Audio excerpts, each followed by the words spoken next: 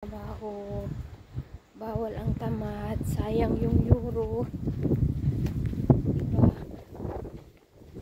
Ganito ang buhay OFW dito sa Europa.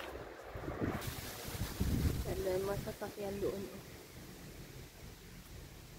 Sana may sasakyan din kami. Kailan kaya kami makakabili din ng sasakyan? Mahal nga lang. Lalakad lang papunta sa trabaho.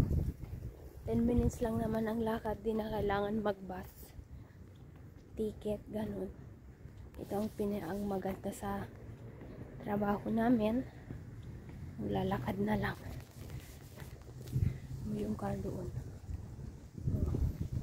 kaganda ng mga car here, pero mga iba magaganda yung mga car nila, pero yung bahay simple lang, yung apartment lang karamihan dito.